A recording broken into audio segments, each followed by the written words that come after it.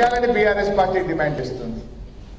ఎకరంలో భూమి ఉన్న వాళ్ళందరినీ కూడా ఎస్సీ ఎస్టీ గిరిజనులే ఉంటారు కనుక వారికి కూడా వ్యవసాయ కూలీలకు ఇస్తామన్న డబ్బును కోతలు లేకుండా ఇవ్వాలని కూడా బీఆర్ఎస్ పార్టీ ఈరోజు డిమాండ్ చేస్తుంది. ముఖ్యంగా రైతు బంధు ఎలాంటి కోతలు లేకుండా వ్యవసాయ ఉత్పత్తులు పెరగాలి, వ్యవసాయ రంగం బాగుపడాలి, స్వయం సమృద్ధిని సాధించాలని కేసీఆర్ గారు కోతలు లేకుండా రైతు బంధు ఇచ్చిండ్రు. తిండి పెట్టే రైతులకు తొండి చేసి పైసలు ఎగ్గొట్టే పని రేవంత్ రెడ్డి చేస్తుంది. కేసీఆర్ ఏమో తిండి పెట్టే రైతులకు ఎట్లన్నా ఒక రూపాయి పోవాలి, వాళ్ళకి ఎంత ఇచ్చినా తక్కువే అని కేసీఆర్ అనుకున్నాడు.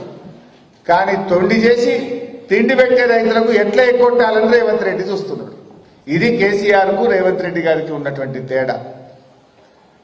ఇలా రైతుల బతుకులు మార్చేందుకు కేసీఆర్ గారు రైతు బంధును ప్రారంభిస్తే ఆ రైతు బంధును బొందబెట్టే కుట్ర చేస్తున్నాడు రేవంత్ రెడ్డి. ఇలా